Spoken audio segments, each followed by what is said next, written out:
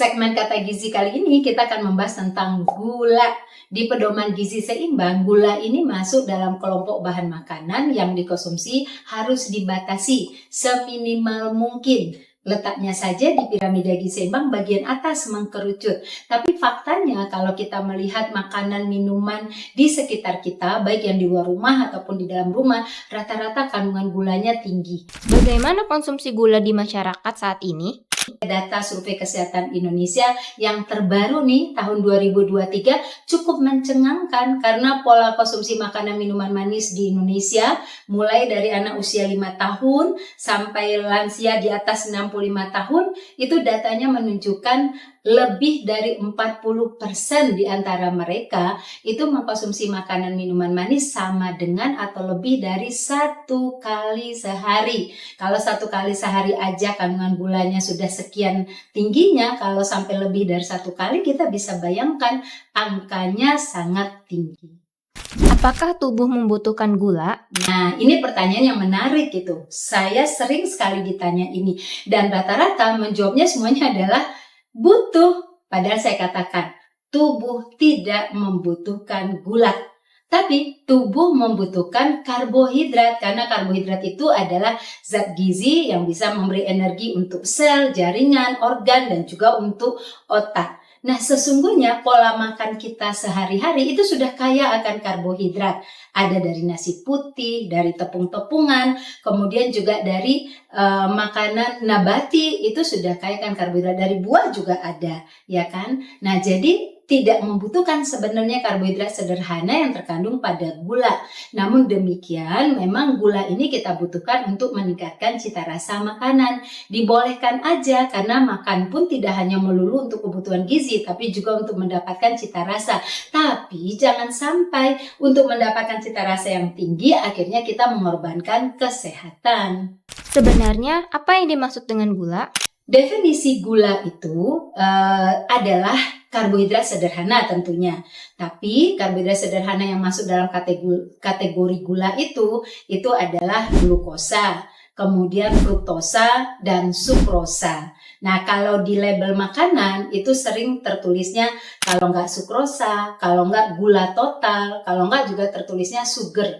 Itu bagian dari gula. Nah, lebih simpelnya bahan yang saya maksud itu adalah gula pasir, gula merah, gula aren, gula batu, gula jawa, gula kelapa, gula halus, gula semut. Nah, semua jenis gula ini yang sengaja ditambahkan ke dalam makanan minuman, inilah definisi gula. Walaupun sesungguhnya yang terdapat secara alami di dalam makanan seperti madu dan sari buah juga disebut sebagai gula. Namun, kalau itu dalam bentuk madu dan sari buah, dia masih mengandung zat lain yang bermanfaat. Misalnya ada vitaminnya, ada mineralnya. Tapi kalau gula pasir, gula merah, dan lain sebagainya ini kan hanya kandungannya karbohidrat sederhana aja. Bahkan kalau gula yang sudah dirafinasi, yang dimurnikan, yang hanya digunakan untuk keperluan industri makanan gitu ya. Nah, ini justru sangat berefek terhadap kesehatan ya. Dan itu diperoleh dari makanan minuman yang kita beli, makanan minuman kemasan rata-rata menggunakan adalah gula rafinasi. Apa yang terjadi ketika konsumsi gula berlebih? Ternyata peningkatan penyakit metabolik, peningkatan penyakit peradangan, peningkatan obesitas itu ada hubungannya dengan peningkatan asupan gula di masyarakat Indonesia.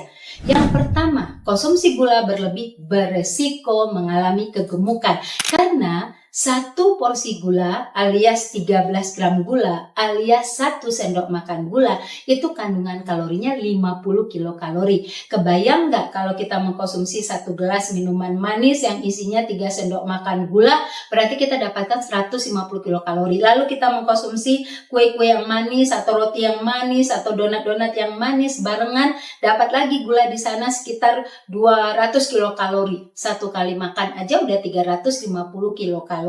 Nah, tentu saja ini beresiko terjadi penumpukan kalori di dalam tubuh kita. Kalau kita hidupnya nggak aktif, Bisa jadi kalori ini nggak dipakai jadi energi, tapi akhirnya diubah menjadi sel-sel lemak. Dan menariknya, gula, kalori yang berasal dari gula itu biasanya kecenderungannya disimpan sebagai lemak visceral dan lemak di abdominal. Jadi seringkali orang-orang yang suka konsumsi gula berlebih itu memiliki lingkar perut yang lebih besar atau alias perutnya buncit. Nah, yang kedua, konsumsi gula berlebih ini bisa meningkatkan kadar gula di dalam darah, karena gula itu cepat sekali sampai ke dalam darah dan terjadi peningkatan kadar gula darah disebut sebagai hiperglikemi. Nah, kalau dia meningkat, dia akan merangsang insulin. Jadi insulin diproduksi juga berlebihan.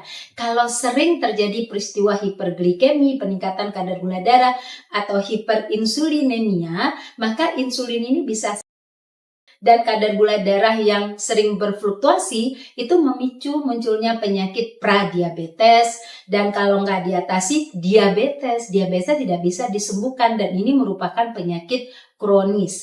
Nah, yang ketiga, ternyata konsumsi gula berlebih itu menyebabkan terjadinya produksi peningkatan hormon kortisol, hormon stres, dan itu juga meningkatkan zat-zat pro peradangan seperti sitokin. Nah, kalau ini meningkat, maka tubuh akan mengalami peradangan. Peradangan itu sebenarnya bentuk awal dari instruksi tubuh atau penyelamatan tubuh. Tapi kalau peradangan itu sering terjadi, peradangan kronis, berbagai gangguan metabolik terjadi, termasuk penyakit kanker bisa terjadi karena peradangan, autoimun, dan penyakit lainnya. Dan kemudian juga konsumsi gula berlebih itu bisa mematikan mikrobiota. Jadi begini, gula berlebih ini ternyata disukai oleh mikroba patogen. Mikroba patogen itu meningkat tinggi, dia akan menekan mikrobiota sehingga mikrobiota tubuh kita turun. Nah, mikrobiota tubuh turun, siapa yang menginginkan sinyal baik ke otak untuk melakukan hormon bahagia? Jadi mood kita terganggu. Yang mengeluarkan hormon untuk meregulasi kerja tubuh kita atau mengatur pencernaan atau mengatur imunitas, semua terganggu. Makanya orang mengkonsumsi gula berlebih sering mengalami sakit. Berapa batasan konsumsi gula yang diperbolehkan? Catat ya, kalau di dalam anjuran gizi seimbang itu gula dibolehkan itu adalah sekitar 2 porsi atau 2 sendok makan atau 26 gram per hari. Tapi di banyak penelitian atau jurnal mengatakan jika konsumsinya lebih dari 50 gram per hari dan itu dilakukan terus menerus, maka terjadilah resiko penyakit yang saya katakan tadi. Tapi begini, bijaklah konsumsi gula, walaupun boleh aja 26 gram, nggak mesti 26 gram kan. Dan kalau suatu ketika kita lebih dari 50 gram, segera berikutnya kita nggak lakukan itu lagi atau perbanyak olahraga. Karena kesehatan kita yang menentukan, dan asupan gula ternyata tidak baik untuk kesehatan kita jika dikonsumsi berlebih dan terus menerus. Salam gizi seimbang, dan minggu depan saya akan tampil lagi dengan kata gizi yang lebih seru lagi.